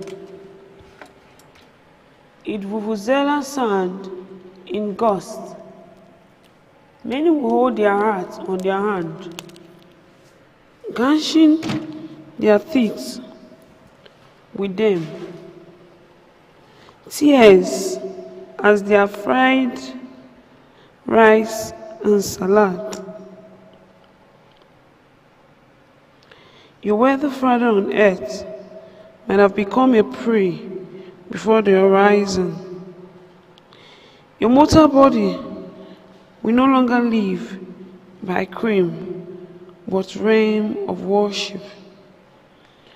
Your special gold will be worthless, and the suckling child will no longer recognize the bittersweet yogurt of a mother fruitless bosom.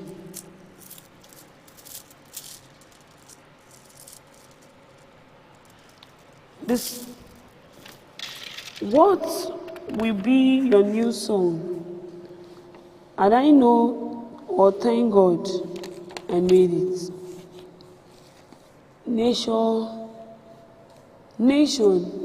in error. Find out why we cannot fly. Nation nursery in stuffy the smell of a rat. Our saints had drum only for the deft.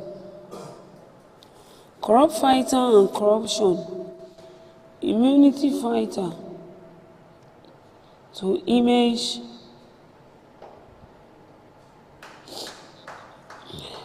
all in a seeking sick society. Nation mortgage like mortuary, dead bodies begging for breath, frozen trees masked our eyes. How did we get here? Our resources only for the rich.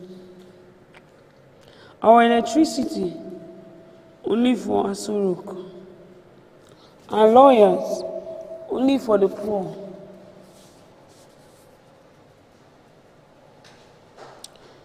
Cyber fraudsters want freedom.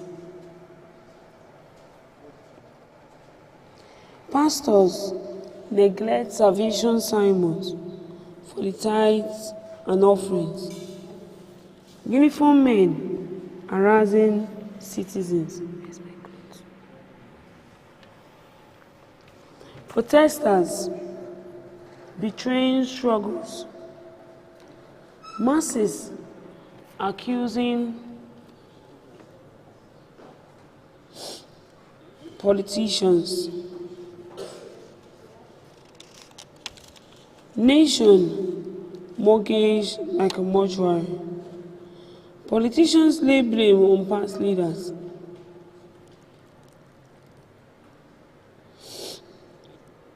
Father betraying sons for stipend, calling for resignation as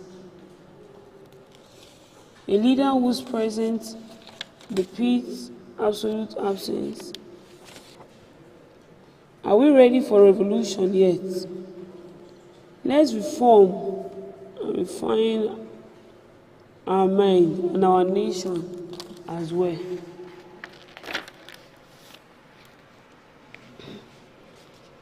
Pigeon refuse to fly. Incapability like liabilities. The wind of an eagle battered the hope of our eaglets. How will the pigeon fly? The fitting hand of our leaders, weak like INEC and card readers. When our fallen heroes cry,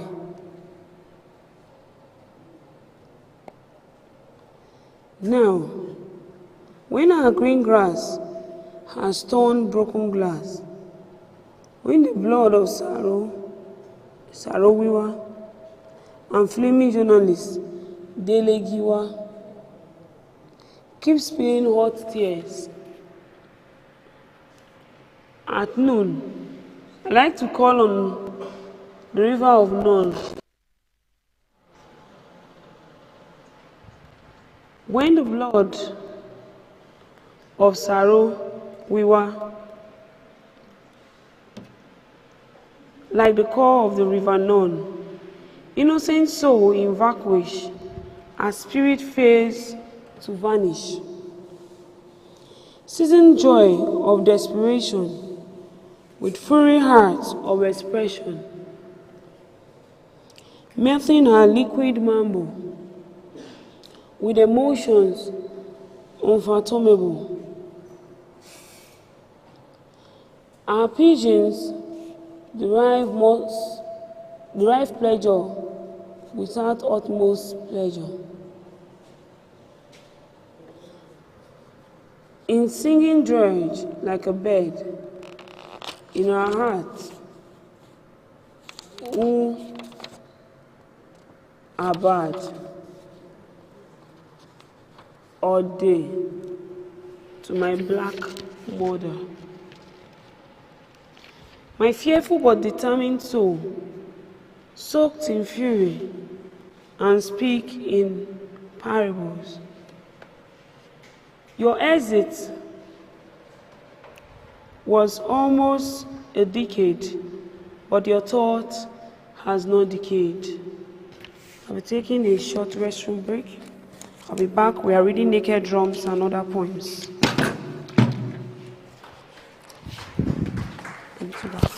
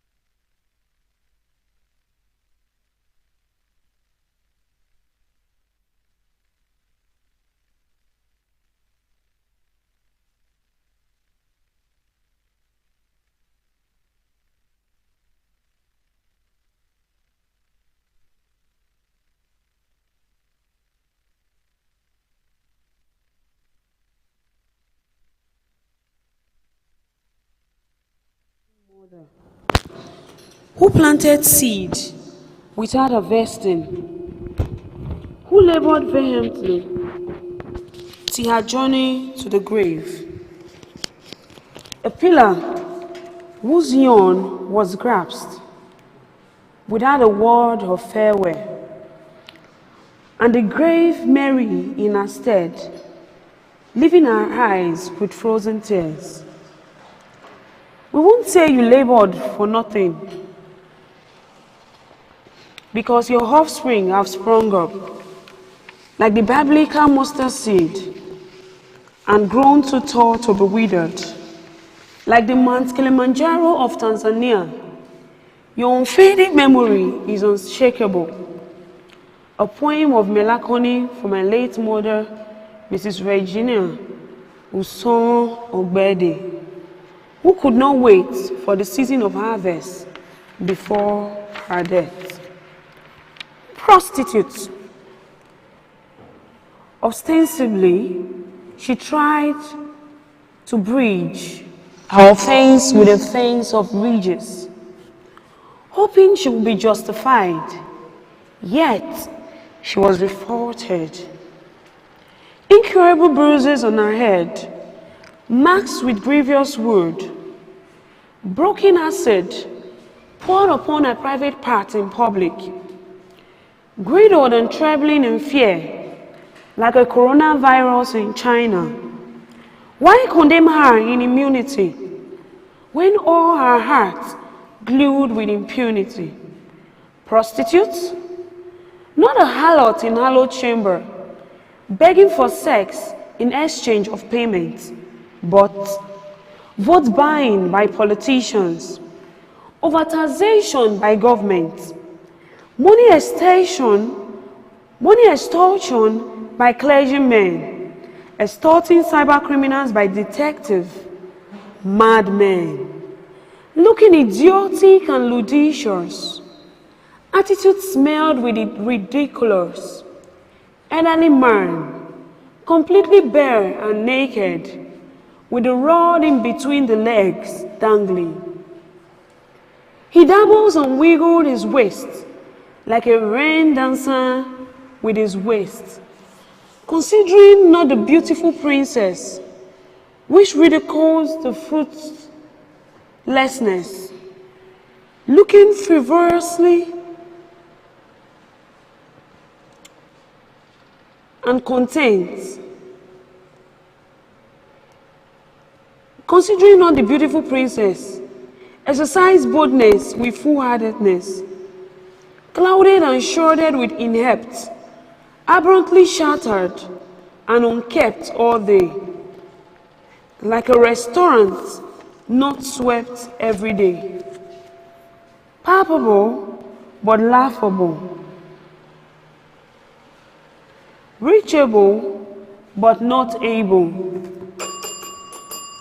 Sees black and call it white at dawn, big mouth filled with filthy yawn, ranting and rotating like an ant after being sentenced by ignorance. Squabbling hands of pride like a groom without a bride. I spoke, glue the wheel of a bicycle. Oppressors locks his thinking cycle. Wandering like a lonely wanderer, pondering like a hungry brick. Take voice of uproar by Egogo, chasing the empty wind with ego. Though highly educated and aged, in spite of fame, he was caged. Wasted years of existence, all ruined for lack of intelligence. You are a madman if you don't know your rights as a man. Servitude. Emotions kept in solitude. Truth mortgaged like servitude. Rebellious character being rewarded, lawbreakers applauded. Christians can correct their pastors, Muslims can correct their imam. Civil societies group can correct government. The common man can correct the wealthy. Wives can correct government. Wives can't correct their husband. Children can't correct their parents. Bamboos feel the doom of our natives, with our memories blindfolded like fugitives. That was how we mothered our sleep and allowed slave trade for free. Democracy on trial. Who bamboozled democracy? Who killed democracy? The blood of our heroes past has become the juice of our children. Democracy has turned a mere name without action, like weak water leaf. Sacrilegious emblem, all seasoned without sympathy and empathy.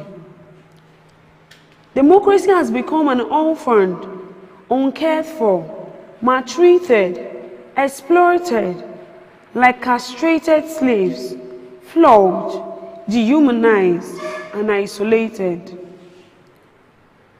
Like social media errats, misused, dumped, and disowned. Where are the leaders who are riders of these mass intruders? Where are the writers who broke their pain for mere hunger strike? Where are the brothers of Cain Saro we were in Niger Delta? Where are the clergymen who shone the simon of salvation for tithes and offerings only? Where are the police officers who neglected armed robbers for the peanuts of Yahoo boys only? Where are the EFCC who neglected their party affiliate politicians who looted our treasury and go for only the criminals in the opposition party? Where are those who gave license to BEDC without retrieving it when they have failed? Where are the soothsayers whose filthy tongue has lured us? Where are the military men who oppress the civilians to dust? Where are the slay queen whose printed breast remote control the brain of some of our leaders to doom? Where are those leaders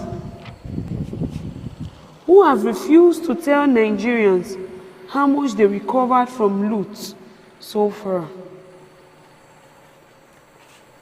Where are those lecturers who gave A for a F after accepting money? Where is the Lady Justice who unfold her eyes at dawn? Where are the monarchs who favored only the elder in council and neglected other subordinates? Where are the electorates who sold their votes for mere peanuts? Where we all raped and killed democracy. Who else will help our land? The human rights tends to fight. Some get peanuts, betray, struggle. The clergyman tends to fight. He received huge tithes and offering and turned another page of prosperity simon. The government tends to fight for you. He remembers he has not responded to the call of political godfathers. Corruption crippled our economy. Who then will save democracy in my country? We are too religious, claim to be too spiritual, often more Catholic than a pope, all in pretense, marrying immunity, thereby generating unnecessary litmus hits. Our problem is not just prayer, doing what is right like trained tennis players. Above all, leadership, fellowship, followership wrecked our vitalship, making us look like trees with broken branches. Emotional theft. Ugly and beautiful, the word for you to in full. Your beauty reflects like gold outside, but ugly like vulture inside. You stole my bendable heart away, and I am kept under your sway. Your ferocious smile is as dark as the biblical illusion of the devil's ark. Your filthy tongue of deceit and lies scare away harm flies. In anguish and sympathy, I am kept in the muse of your empathy. Yet, you stood tall, gazing into empty space, like a madman, grabbing empty space. Your rare smile is full of torment, but cures ailment in a moment. Though there is evil in you, but man's story is not complete without you.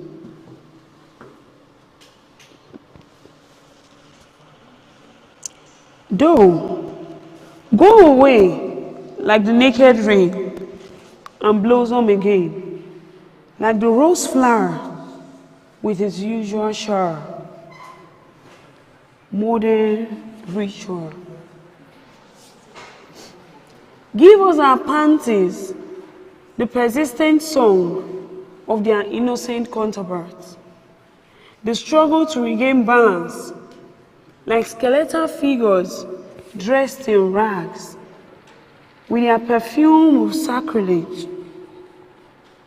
The emotion is left uncovered, like placenta kept unburied, shedding innocent blood to ruin.